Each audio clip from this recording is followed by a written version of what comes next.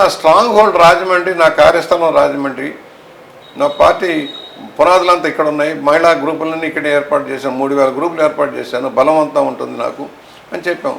సరే ఇచ్చారు, 64,000 మెజార్టీతో మనం గెలిచాం.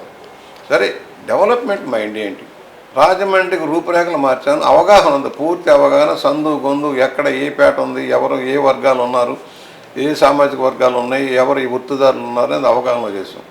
వారు ఒక నా కేవీఆర్ స్వామి రోడ్డు చేసిన, ఒక మెరక వీధి చేసిన, టెంపుల్ సిటీ రంగరీజ్పేట చేసిన, జెండా పంజా రోడ్డు చేసిన, కందకం రోడ్డు చేసిన, దేవీ చౌక్ ఏరియా కానీ, ఇక్కడన్న తిలక్ రోడ్డు కానీ, జవహర్లాల్ నెహ్రూ రోడ్డు కానీ, లేకపోతే ఈ శ్యామలమ్మ పంత రోడ్డు కానీ ఎవరు చేశారు? టెంపుల్ సిటీ చేశారు.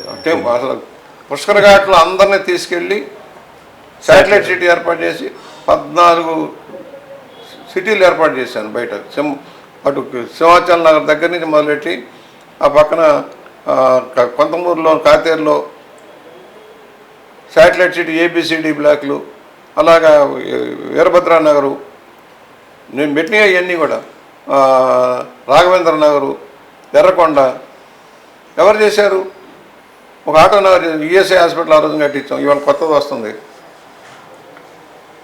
ఒక శ్మశానం లేని రోజుల్లో శ్మశానం మొదలెట్టించాను, రోల్ మోడల్ అయింది ఆంధ్రప్రదేశ్లో.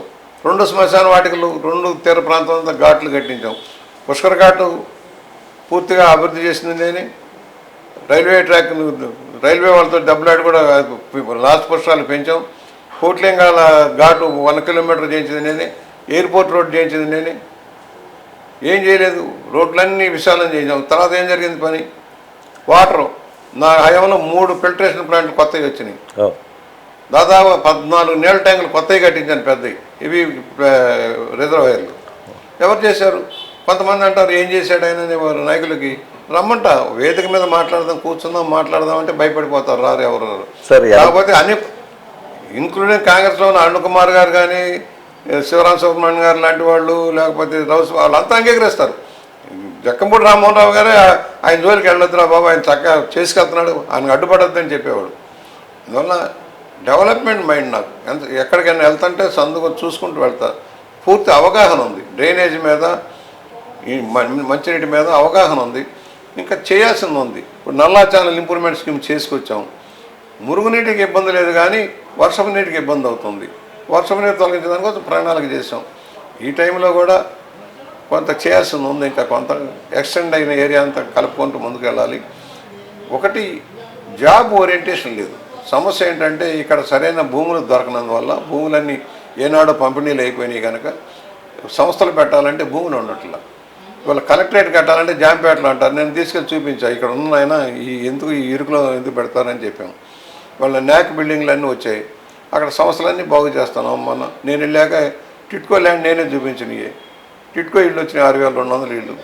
ఇవాళ కూడా సరిగా పంచలేని పరిస్థితి ఉంటే అది సరి చేసుకుంటూ వెళుతున్నాం. నేనేమంటానంటే నిస్వార్థంగా అభివృద్ధి ధ్యేయంగా పనిచేశాం. జిల్లాలో అనేక కులాల ప్రాబల్యం, కాపులను కావచ్చు, సెట్టిబెల్జలు కావచ్చు, బీసీల్లో ఎస్సీలు కావచ్చు, ప్రాబల్యం. అలాంటి చోట్ల నేను నెగ్గురు రావడం అనేది, అందరినీ ఆకర్షించడం అనేది, అందరి తల్ల నాలుగులాగా ఉండటం. వ్యక్తిగతంగా నన్ను ఎవరు విమర్శించరు కదా. నువ్వు అవినీతి పరుడివి, నువ్వు అది తిన్నావు, ఇది చేసావు అని అనేవాళ్ళు లేరు కదా ఆంధ్రదేశంలో.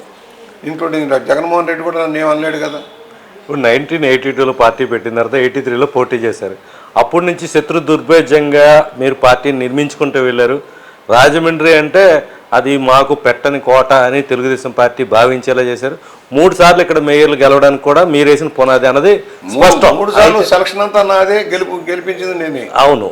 అయితే 2004లో 2009లో మీరు మీ పార్టీ వాళ్ళతో అంతర్గతంగా వెన్నుపోటు గురవడం వల్ల ఓటమి పాలయ్యారన్నది జరుగుతున్న ప్రచారం. లేకపోతే కొన్ని సందర్భాలు మీరు కూడా వాక్యం నిజానా? ఒకసారి వెన్నుపోటు జరిగింది. అప్పారావు లాంటి వాళ్ళు వెన్నుపోటు పొడిచారు. పార్టీలో ఉండి సీట్ల కోసం అని చెప్పి ఉద్యమాలు చేసి, రకరకాలుగా చేసి, తప్పుడు ప్రచారం చేసి పీఆర్పీకి చేశారు. నేరోలో ఎంత 1100 ఓట్లలో 1000 ఓట్లు, సుమారుగా 1054 ఓట్లు, 1100 ఓట్లతో ఓడిపోయాను. అది కూడా ఆ రోజు రాత్రి బొత్స సత్యనారాయణ గారు 2 కోట్లు పంపిణీ చేయడంలో ఓడాం. అంతకుముందు అయితే ప్రభుత్వ వ్యతిరేకంగానే ఓడాం. 2004లో ప్రభుత్వం 9లో అవకాశం ఉంది. 9లో అవకాశం ఉంది గెలిచేది. ప్రతిపక్షంలో ఉన్న ఎమ్మెల్యేగా ఉండేవాడిని. మా వాళ్ళు కొంత సాబిటేజ్, నా దగ్గర డబ్బులు లేకపోవడం, తెల్లారు ఉదయాన్నే జనం వచ్చి ఇంటి మీద పడిపోయారు డబ్బులు పెంచండి అని, అవతలాలు పెంచాలని. నా దగ్గర డబ్బులు లేవు. నేనే మరీ పేదవాడిని అని చెప్పను, కానీ ఒకళ్ళ మీద ఆధారపడకుండా చేయి చాచకుండా ఎలక్షన్లు చేసుకొచ్చాను. పెద్దానికి వెళ్ళి జనానికి వెళ్ళి మీరు సందా ఇస్తారని అడిగే రోజులు లేవు. ఎవరన్నా తెచ్చి 4 రూపాయలు ఇస్తే ఎలక్షన్లో ఖర్చు పెట్టుకుంటా, మిగతా ఇప్పుడు ఎవరి జోలికి వెళ్ళాం. ఇప్పుడు చూస్తున్నారు కదా, ప్లాన్లకి ఎంత, ఆటికింత, వీటికింత ఊరి మీద పడిపోతున్నారు కదా. చాలా దారుణంగా ఉన్నాయి ఇప్పుడు రాజకీయాలు. సరేలే, ఇక ఏం చెబుతాం. ఉదయిస్తున్న సూర్యునితో ప్రభవిస్తున్న వార్తా ప్రపంచం ఈస్ట్ న్యూస్.